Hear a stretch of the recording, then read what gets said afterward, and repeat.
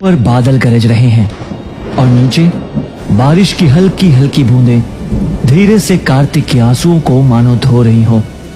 कार्तिक हिम्मत करके पलटता है और चाबी बनिए को दे देता है। ठीक है। कार्तिक एक आखिरी बार पलटकर दुकान की ओर देखता है और अंगार से भी गर्म और कठोर आंसुओं का एक घूंट चुपचाप पी लेता है। माफ करना पापा, माफ करना।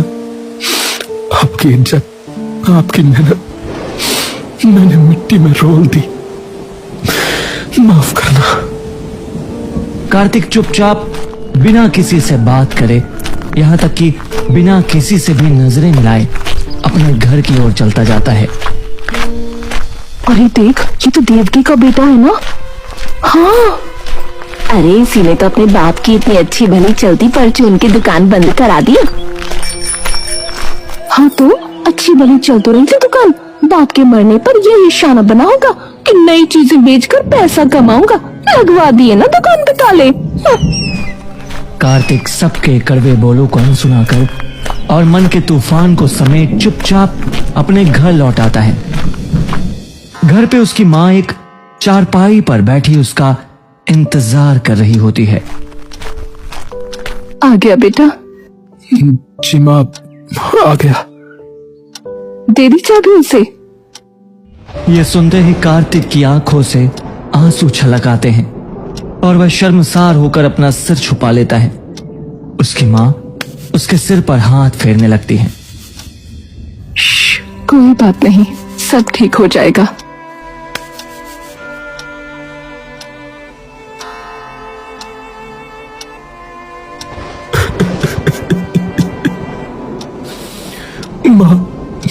माँ मैंने सब बर्बाद कर दिया। माँ सब खत्म कर दिया। लोग सही कहते कि मैंने अपने बाप की इज्जत की धज्जियां उड़ा दी जो उन्होंने सालों लगाकर उस दुकान से कमाई थी। अरे तू अपने पापा की बात भूल गया। मन के जीते जीत है, मन के हारे हार। तेरे पापा ने भी तो वो दुकान मेहनत करके ही बनाई थी, तो तू भी तो कर सकता है। मैं पापा जितना बन सकता हूँ और ना ही मैं उतना बनने के लायक हूँ। माँ किसने कहा कि तू पापा जितना बन? ये तो कभी तेरे पापा ने भी नहीं कहा। वो पता है क्या कहते थे तुझे देखकर? क्या कहते थे? कि तू उनसे भी बड़ा आदमी बनेगा एक दिन, जिसकी इज्जत सिर्फ उसके परिवार में नहीं बल्कि पूरे गांव में होगी। कार्तिक ये सुनते ही एकदम बिखर जाता है और अपनी माँ के सीने से चिपक कर रोने लगता है। शाम ढल जाती है लेकिन कार्तिक चुपचाप अभी भी अपने बिस्तर पर ही लेटा होता है। तभी उसकी माँ वहां आती है। ए बेटा, चल उठ भी जा और जा एक बार भैरव के मंदिर पे प्रसाद चढ़ा। आज रविवार है, जा। अच्छा होगा आज भैरव पर जाना, और क्या पता कि तेरी मन्नत सुन ही ले आज प्रभु।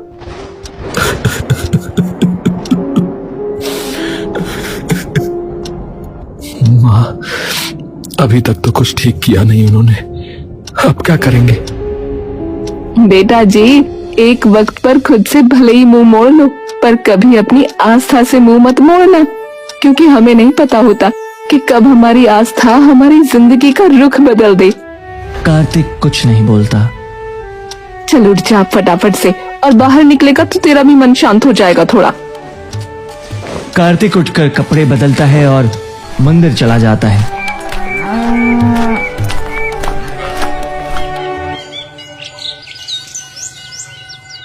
कृपा करो प्रभु, कृपा करो। न कोई रास्ता दिख रहा है और न ही कहीं कोई रोशनी। ये अंधेरा अब और गहराता जा रहा है प्रभु। कुछ तो करो प्रभु, कोई तो रास्ता दिखाओ। तभी पीछे से कुछ गांव वालों की आवाज उसके कानों में पड़ती है।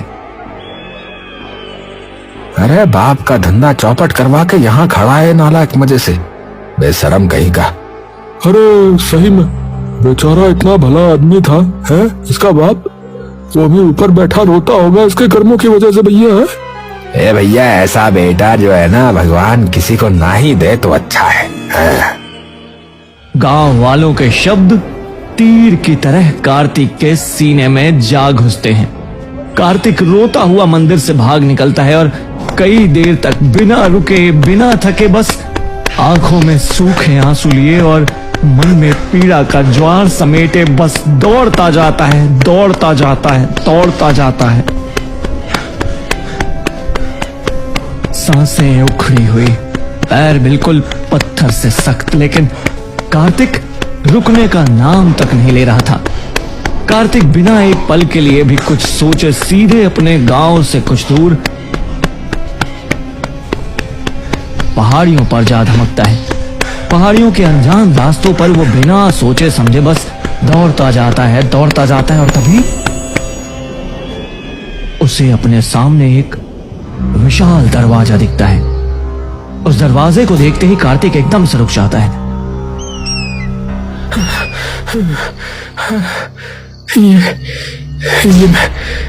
ये मैं कहाँ आ गया? ये क्या है? तभी इस द्वार से एक आवाज आती है। तुम बिल्कुल वहीं आए हो जहां तुम्हें होना चाहिए। कार्तिक आवाज सुनते ही एकदम से सहम जाता है। कौन है? कौन है? डरने की कोई जरूरत नहीं है। मैं भी उतना ही भटका हुआ हूं जितने कि तुम। पर आप हो कौन? तुम्हारी तरह ही हूं, जिंदगी से हार चुका। आपको कैसे पता? तुम ये दरवाजा खोलो और अंदर आ जाओ। कार्तिक जाकर वो दरवाजा खोल देता है और अंदर चला जाता है। अंदर एक छोटा सा घर होता है जिसके बीचों बीच एक हवन कुंड रखा होता है जिसके अंदर की राख जम चुकी है। दीवारों पे जाले लगे हैं। जमीन पर कहीं तो सिंदूर तो कहीं चूड़ियां टूटी पड़ी हैं और हवन कुंड के पास कुछ बालों का गुच्छा एक लाल धागे से बंधा हुआ है। ये क्या है? और अंदर आओ। कार्तिक आवाज सुनकर और अंदर चला जाता है और जाकर एक कमरे के अंदर घुस जाता है। वो कमरे में जाकर देखता है कि अंदर एक कबूतर एक पिंजरे में बंद है और वो पिंजरा एक खुली खिड़की के बगल में रखा है। कबूतर? तुम्हारा ही इंतजार था। कार्तिक कबूतर की आवाज सुनते ही एकदम चौंक जाता है। आप बोल सकते हो? कबूतर कार्तिक की तरफ देखता है। हाँ। पर कैसे? और ये जगह क्या है? न कभी देखा और न कभी पढ़ा इस जगह के बारे में। कौन सी जगह है ये? कोई नहीं जानता क्योंकि घर है ये बस एक। फिर आपको यहाँ पिंजरे में किसने डाला? यहाँ तो कोई भी नहीं है। कबूतर फिर से ढलते सूरज की ओर देखने लगता है। कोई भी नहीं है। होते थे कभी। मतलब? वो बाद में बताऊंगा। तुम बहुत ही बड़ी दुविधा में फंसे हो। कार्तिक मायूसी से अपना सिर झुका लेता है। क्या हुआ है? पता नहीं। ऐसा लग रहा है जैसे एकदम से मानो पूरी दुनिया खिलाफ हो गई हो। करने और कुछ गया, हो कुछ और गया। एक बात बताता हूं, सुनोगे? जी। जिंदगी दो छोर में बटी हुई है, एक अच्छा और एक बुरा। अगर एक छोर थोड़ा भी ढीला हुआ तो सारा संतुलन डगमगा जाएगा। खुशी है तो एक वक्त पर दुख भी होगा, पर हमेशा नहीं। तो संतुलन है जिंदगी का सही जवाब। पर अब तो ना सही है ना गलत है, कोई रास्ता ही नजर नहीं आ रहा है। तो अब क्या करूं? मेरे दोस्त, अकेले तुम कहां हो? अंधेरे में तुम्हारे जैसे कई हैं। पर आप तो जा सकते हैं ना यहां से। मैं आपका पिंजरा खोल देता हूं।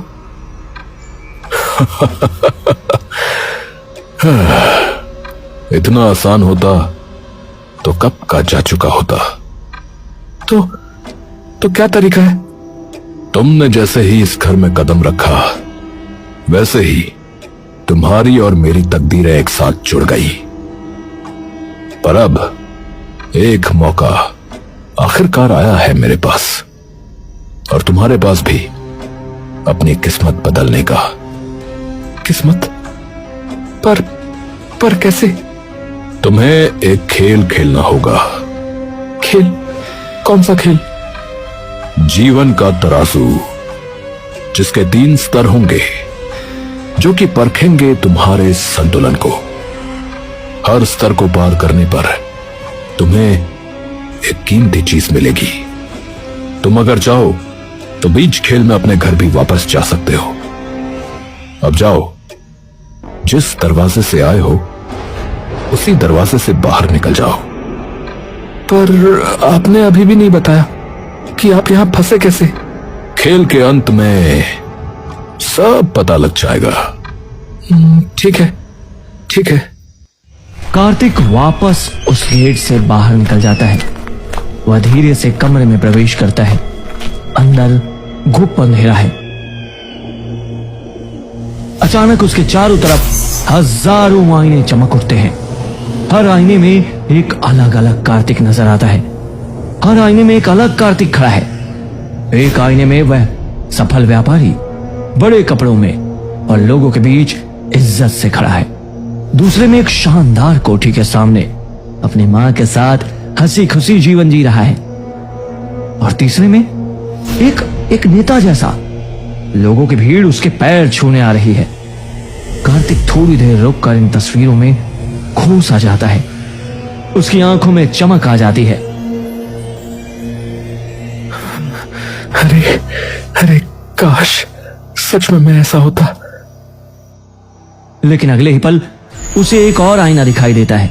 उसमें वही असली कार्तिक है, आंसुओं से भीगा, लोगों के ताने सुनता, मां के सामने टूट कर गिरता हुआ। अचानक आवाज गूंजती है, समय आ गया है सच को चुनने का। या तो वो चेहरा चुनो जो तुम्हें दिखाना अच्छा लगता है, या वो जो तुम असल में हो। झूठ को चुनोगे तो तुम्हें शान शौकत जरूर मिलेगी, पर अंदर से तुम सदा के लिए खो जाओगे। कार्तिक के पैर थर्रा जाते हैं।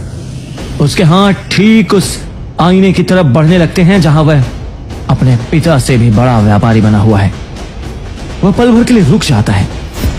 उसके दिल में लालच की आग भड़कती है, लेकिन उसी समय उसकी मां की मुस्कान, पिता की यादें और अपनी गलती का बोझ उसके दिल को वापस खींच लाते हैं। कार्तिक धड़कती सांसों के साथ असली आईने के पास जाता है। आंसुओं वाले अपने ही चेहरे को चुनता है। तुरंत सारे आईने टूट जाते हैं। अंधेरे को चीरती हुई एक रोशनी के बीच एक संदूक खुद ब खुद खुल जाता है। अंदर चमक रहे सोने के सिक्कों के साथ एक छोटा आईना रखा होता है, याद दिलाने के लिए कि अब तक अपनी हार, अपने दुख, अपनी खामियां वो अपना नहीं लेता, तब तक वो अपनी खुशियों की तरफ आगे नहीं बढ़ पाएगा। कार्तिक अगले कमरे में कदम रखता है। सामने 2 लंबे पुल हैं और उनके बीच बस गहरा अंधेरा। दाएं पुल पर सोना चांदी का संदूक रखा है जो तेज रोशनी से चमक रहा है, और बाएं पुल के बीच में कुछ लोग खड़े हैं, वही गांव के लोग जो हमेशा उसका मजाक उड़ाते रहे। अरे अपने बाप की इज्जत बर्बाद करने वाला। हाँ, अरे बाप की अच्छी भली दुकान बंद करवा दी। पूरे खानदान का नाम मिट्टी में मिला दिया इसने। हाँ, बेशरम कहीं का। अचानक आग के शोले धीरे धीरे उन्हीं लोगों की तरफ पीछे से बढ़ने लगते हैं। उनके चेहरों पर डर और चीखें गूंज रही हैं। तभी एक आवाज गूंजती है, समय कम है, अगर तुम खजाना चाहते हो तो दौड़कर संदूक ले लो, लेकिन अगर तुम उन लोगों को बचाने गए तो तुम्हें वो धन संपत्ति फिर कभी नहीं मिलेगी, और धन संपत्ति अगर मिल गई तो फिर कभी हारना नहीं पड़ेगा तुम्हें। कार्तिक मुस्कुराता है।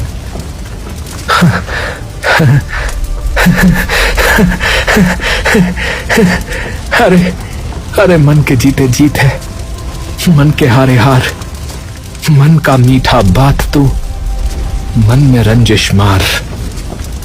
कार्तिक हंसकर बिना सोचे सीधे उन लोगों की तरफ भाग पड़ता है और रस्सी तोड़कर सबको अपने साथ पुल से बाहर ले जाता है। सभी लोग उसकी ओर देखकर मुस्कुराते हैं और गायब हो जाते हैं। ये भाग भी तुमने जीत लिया। अब आखिरी पड़ाव। कार्तिक एक गहरी लंबी सांस भरता है। आखिरी पड़ाव बहुत कठिन होने वाला है और ऐसा भी मुमकिन है कि उसमें तुम्हारी जान भी चली जाए, तो सोच समझ कर आगे बढ़ना। अब तो मेरे पिता का साहस मेरी नसों में दौड़ गया है, तो अब जो आए आ जाए। कार्तिक आगे कदम बढ़ाता है और अगले कमरे में चला जाता है और जाते ही देखता है कि सामने एक अनंत समुद्र फैला है।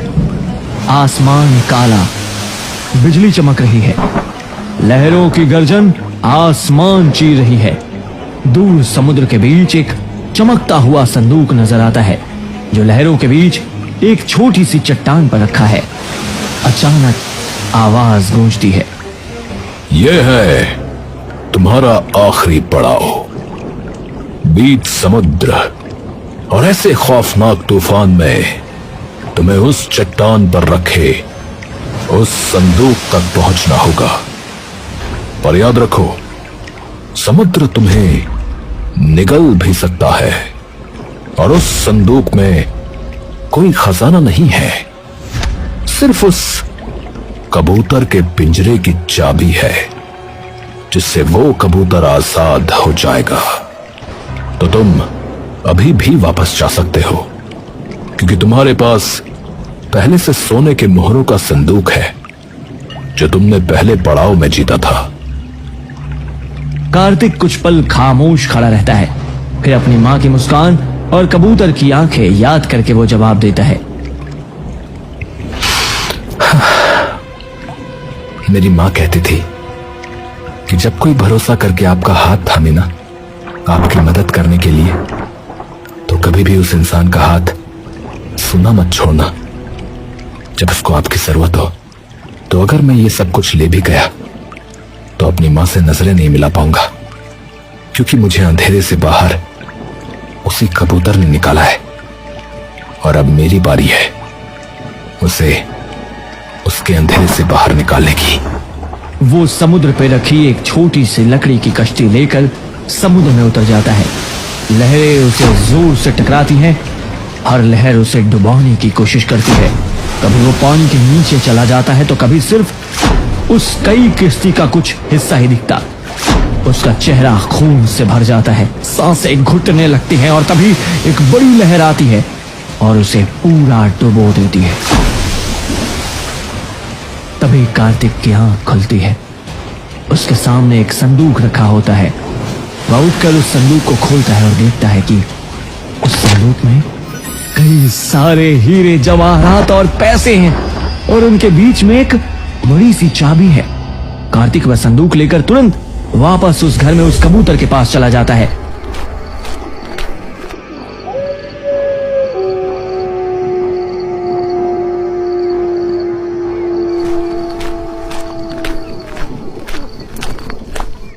अरे अरे, तुमने कर दिखाया, तुमने कर दिखाया।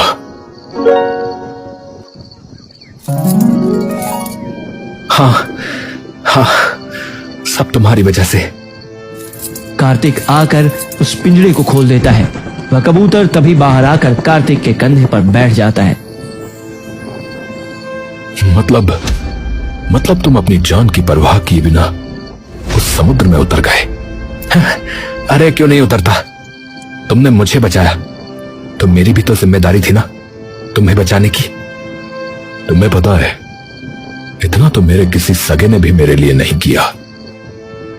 तुम्हें जाननी थी ना मेरी कहानी, तो सुनो। मेरी माँ तांत्रिक विद्या में बहुत ही बड़ी विद्वान थी। उनका एक ही बेटा था, मैं। पर मेरी माँ कभी माँ सी लगी ही नहीं मुझे। पता नहीं कौन सा फितूर चढ़ा सिर पर। कहने लगी कि राजा को अपने वश में करके पूरे राज्य पर राज करेगी, लेकिन ऐसा करने के लिए किसी इंसान को किसी जानवर या पक्षी में बदलकर एक पिंजरे में कैद करना होगा, जिसे सिर्फ वही इंसान खोल सकता है जिसमें अच्छाई और बुराई का संतुलन हो। मां को लगा कि मुझे तो बाद में भी छुड़ा सकती है, तो उन्होंने मुझे ही कैद कर दिया। लेकिन फिर जादू टोना उल्टा पड़ गया और राजा काबू में आने की बजाय मर गया। जब राज्य में यह बात पता चली तो सिपाहियों ने मां का सिर कलम कर दिया और मैं तब से बस यही हूं, इंतजार में। पर तुमने आखिरकार मेरा इंतजार खत्म कर दिया मेरे भाई, शुक्रिया। वह कबूतर चमकती चांदनी में खिड़की से बाहर उड़ जाता है और देखते ही देखते ओझल हो जाता है। कार्तिक सारा खजाना घर ले आता है और अगले दिन ही अपनी दुकान बनिए से खरीदकर फिर अपना काम शुरू कर देता है। पर अब की बार अपने पिता की नींव पर और अपनी माँ के दिए हुए संस्कारों की धरोहर पर। कुछ ही महीनों में दुकान इतनी चल जाती है कि जो लोग उस पर कभी तंज कसते थे, आज वो ही उसकी तारीफें करते नहीं थकते।